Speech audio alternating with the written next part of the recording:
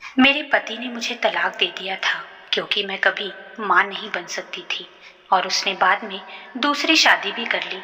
1 साल बाद उसके घर बेटे का जन्म हुआ और उसने मुझे उसके बेटे के पहले जन्मदिन पर बुलाया ताकि वो सब देखकर मुझे बुरा लगे।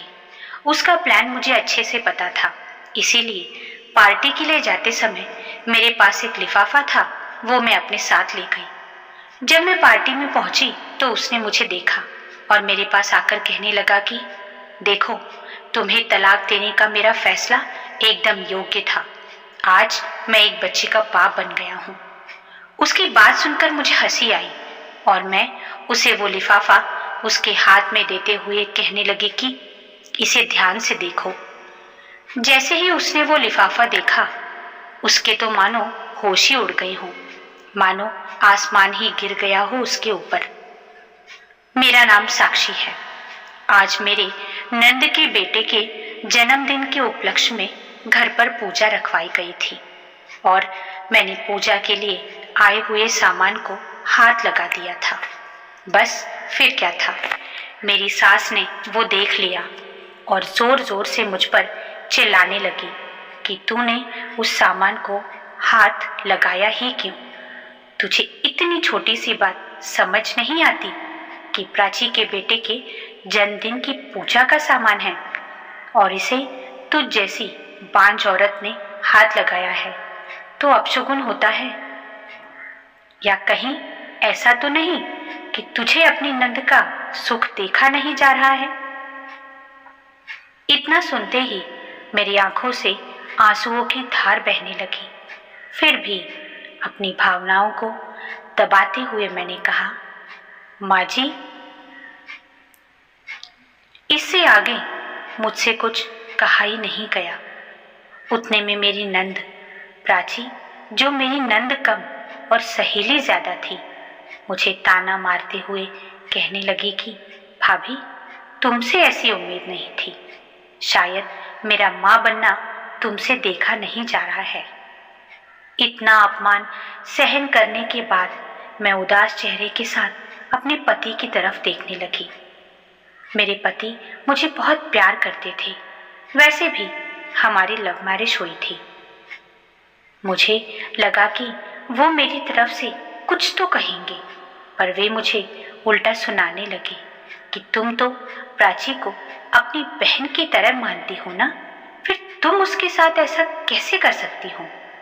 उनका ऐसा तोड़कर बोलना ये सुनकर तो मैं अंदर से पूरी तरह टूट गई थी, क्योंकि कोई भी स्त्री सास और नंद के ताने सहन कर सकती है, पर अगर उसका अपना पति, जिसे उसने अपना सब कुछ माना हो, जिसके साथ 7 जन्म रहने की कसम खाई हो, अगर वो ऐसा कुछ कहे तो फिर वो स्त्री क्या कर पाएगी? मैं रोते रोते जाकर किचन में काम करने लग गई। बांझ होने के कारण पूजा साहित्य में हाथ तक नहीं लगा सकती, लेकिन एक बहू होने के नाते घर के सभी कामों की जिम्मेदारी मुझ पर ही थी। मैं सोचने लगी कि अगर मैं माँ नहीं बन सकती तो इसमें मेरा क्या दोष है? माँ बनना या ना बन पाना ये खुद एक औरत के हाथ में थोड़ी ना होता है। मेरी सास एक स्कूल में टीचर थी, मेरी नंद ने लॉ कर रखा था और मेरे पति एक इंजीनियर थे। और मुझे हैरानी इस बात की होती कि इतने पढ़े लिखे लोगों के विचार इतने परंपरावादी हैं कि सिर्फ पूजा के सामान को हाथ लगा दिया तो अपशगुन हो गया। मुझे आज भी याद है कि किस तरह मैं और सुयश पहली बार ऑफिस में मिले थे। मुझे ऑफिस ज्वाइन किए कुछ और दिन हुए थे। एक दिन मैं ऑफिस में प्रेजेंटेशन दे रही थी और बॉस के साथ वहां बैठे सभी लोगों ने मेरी प्रेजेंटेशन की काफी तारीफ की। सुयश ने भी। वो मेरी प्रेजेंटेशन से काफी प्रभावित हुआ। एक ही ऑफिस में एक साथ काम करते करते हम दोनों कब एक दूसरे के प्यार में पड़ गए ये हमें भी पता नहीं चला। घर वालों को जब बताया तो उन्होंने इस रिश्ते के लिए हाँ कह दी और हमारी शादी हो गई। मेरे सास ससुर और नंद का बहुत अच्छा स्वभाव था। इतना अच्छा पति मुझे मिला है, इसीलिए मैं खुद को बहुत भाग्यशाली समझती थी। सुयश ने मुझे पहले ही कह दिया था कि शादी के 2-3 साल तक मुझे बच्चा नहीं चाहिए। पहले लाइफ एंजॉय करेंगे, फिर बच्चों की जिम्मेदारी। और शायद इसीलिए घरवाले भी 2-3 साल तक बच्चे को लेकर कुछ नहीं बोले। लेकिन शादी को 5 साल होते ही घर के लोग ताने मारने लगे। घर के सदस्य और रिश्तेदार मेरी पीठ पीछे मुझे बांझ कहने लगे। मुझे बच्चा नहीं हो रहा था, इसीलिए सुयश भी मुझे पहले कुछ नहीं बोला, पर अब वो भी मुझसे ठीक से बात नहीं करता था। वो मुझसे सिर्फ काम होने तक ही बात करता था। ऐसा लगता ही नहीं था कि हम दोनों पति पत्नी हैं और एक ही घर में रहते हैं। पर मैं अपना दुख बताऊं तो किसे बताऊं और कौन मुझे समझ के लेगा। आज हमारी शादी को 8 साल हो गए थे। मैं सोचने लगी थी कि आज सुयश अपनी चुप्पी तोड़कर मुझे विश जरूर करेगा। इसीलिए मैंने उसकी पसंद की क्रॉकरी में नाश्ता दिया, पर उसने शांतता से नाश्ता किया और एक भी शब्द न कहते हुए चुपचाप ऑफिस के लिए निकल गया। सुयश के ऑफिस जाने के बाद मैंने ऑफिस में फोन करके ये बताया कि मेरी तबीयत ठीक नहीं है। ऐसा कहकर छुट्टी ले ली ताकि सुयश को अच्छा सा सरप्राइज दे सकूं। सुयश ने मुझसे एक बार भी नहीं पूछा कि तुमने छुट्टी क्यों ली, क्या तुम्हारी तबीयत ठीक नहीं। मैंने रात के खाने में पालक पनीर कोफ्ते की सब्जी और उसकी पसंद की लाल रंग की बॉर्डर की साड़ी पहनी। मुझे आज पूरा यकीन था कि सुयश आज उसकी चुप्पी तोड़कर मुझसे बात करेगा और मैं उसे बच्चा गोद लेने के लिए राजी कर लूंगी। लेकिन जब वो घर आया, उसने एक बार भी मेरी तरफ नहीं देखा। मुझे लगा कि शायद बेडरूम में जाकर विश करेगा, पर सब कुछ उल्टा ही हो गया। विश करना तो दूर, उसने मेरी तरफ देखा तक नहीं। थोड़ी देर बाद मुझसे ही नहीं रहा गया और मैं ही उससे बोली कि सुयश, आज अपनी शादी की सालगिरह है, वो भी भूल गई तुम। ये सुनते ही वो कहने लगा, अरे नहीं नहीं, ये दिन तो भूलना भी चाहूँ तो भी मैं भूल नहीं सकता, क्योंकि आज ही के दिन तो एक बांझ औरत मेरे गले पड़ गई थी। उसके ऐसे शब्द सुनकर मानो मेरी आंखों के सामने अंधेरा छा गया हो। मैं अपने आंसुओं को रोकते हुए कहने लगी कि क्या हम बच्चा गोद नहीं ले सकते? तुमसे मैंने कितनी बार कहा है और इस पर अपनी कितनी बार बहस भी हो चुकी है कि मैं दूसरे का बच्चा, दूसरे का खून गोद नहीं ले सकता। मुझे मेरा खुद का बच्चा चाहिए जो तुम मुझे इस जन्म में नहीं दे सकती। और हाँ, आज अपनी शादी की सालगिरह है तो मैं तुम्हारे लिए एक अलग ही गिफ्ट लेकर आया हूँ। मैं सोचने लगी कि जो इंसान बार बार नाक की ही रट लगा रखी हो, वो मेरे लिए क्या गिफ्ट लेकर आया होगा। सुयश ने मुझे एक लिफाफा दिया। मैं भी बहुत उत्सुकता से उसे खोलने लगी। अंदर जब देखा तो उसमें तलाक के पेपर्स थे। उन कागजात को देखकर मुझे विश्वास ही नहीं हो रहा था कि जो इंसान मेरी इतनी तारीफ करता था, इतना प्यार करता था, हर तरह के समय में मेरा साथ दिया, आज वो एक बच्चे के लिए मुझे तलाक दे देगा। ऐसा लग रहा था मानो आसमान ही टूट पड़ा हो मुझ पर। लग रहा था जोर जोर से रोऊं, पर फिर भी अपने आप को संभालते हुए तुरंत ही तलाक के पेपर्स पर साइन कर दिए, क्योंकि जब उसके मन में मेरे लिए प्यार ही नहीं तो ऐसे इंसान के साथ रहने में क्या फ़ायदा। दूसरे दिन मैंने वो घर छोड़ दिया और सुयश यही चाहता था। कुछ दिनों बाद मैंने बहुत कोशिश करके अपना ट्रांसफ़र दूसरी ब्रांच में करवा लिया, क्योंकि उसके साथ काम करना मतलब पुरानी यादों को ताज़ा करने जैसा था। 1 महीने बाद ही उसकी दूसरी शादी हो गई और 1 साल बाद पता चला कि उसे बेटा हुआ है। बेटा होने की खुशी में उसने पार्टी रखी थी और उस पार्टी में मुझे भी बुलाया था ताकि वो मेरा अपमान कर सके। मैं भी उस पार्टी में गई।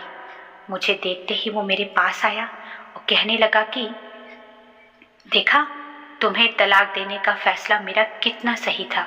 मैं बाप बन गया हूँ।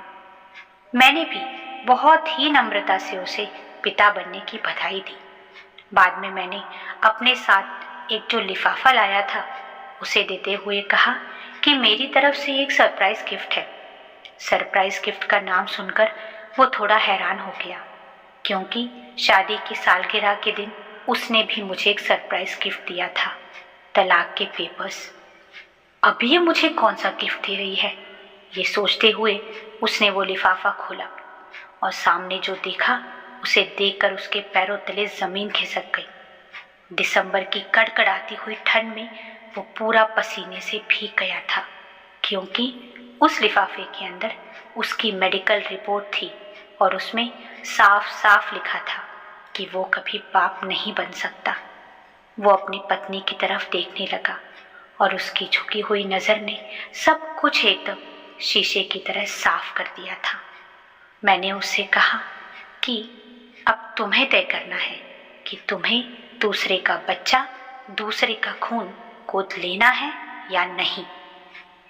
ऐसा कहकर मैं वहां से चली गई। दूसरे दिन वो और उसकी माँ मेरे घर आई। दोनों को कुछ समझ नहीं आ रहा था कि क्या कहा जाए। फिर वो कहने लगा कि वो मेडिकल रिपोर्ट। मैंने उसे बताया कि तुम्हें याद है, हम दोनों ने मेडिकल चेकअप करवाया था और किसी काम की वजह से तुम रिपोर्ट लाने नहीं जा पाई। फिर मैं अकेले ही गई थी। इस पर सुयश कहने लगा कि हाँ, और फिर घर आने के बाद तुमने कहा कि कमी तुम में है। फिर तुम झूठ क्यों बोली? क्यों इतने दिन तक सभी के ताने सुने? क्या ज़रूरत थी तुम्हें झूठ बोलने की? मैंने कहा क्योंकि मैं तुमसे प्यार करती थी। मुझे लगा कि जब तुम्हें सच्चाई पता चलेगी तो तुम इस बात को सहन नहीं कर पाओगे और अंदर से पूरी तरह से टूट जाओगे। मैं तुम्हें ऐसी हालत में नहीं देख सकती थी। मेरा क्या था, मेरी तो आदत थी ताने सुनने की, पर तुम इस बात को लेकर मुझे सभी के ताने सुनने की आदत हो गई थी। पर जब तुम मुझे सुनाने लगे फिर वो मुझे सहन नहीं हुआ।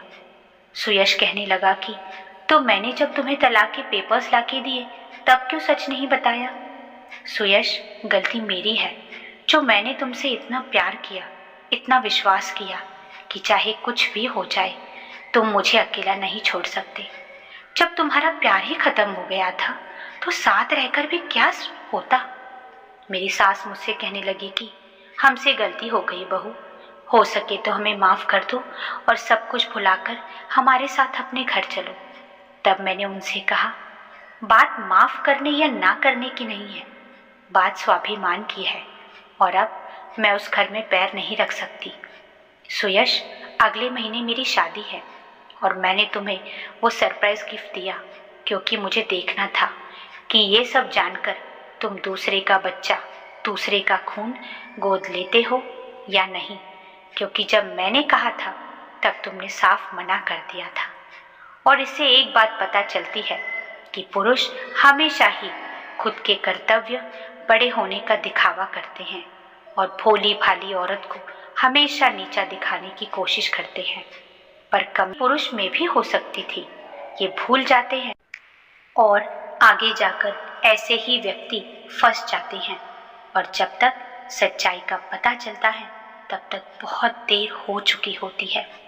जो पुरुष अहंकार के कारण एक स्त्री पर अत्याचार करता है उसके पीछे भगवान होता है, ये भूलना नहीं चाहिए। साथियों, जीवन जीते हुए कभी किसी के साथ अन्याय नहीं करना चाहिए और अगर खुद पर अन्याय होता है तो उसे भी सहन मत करिए।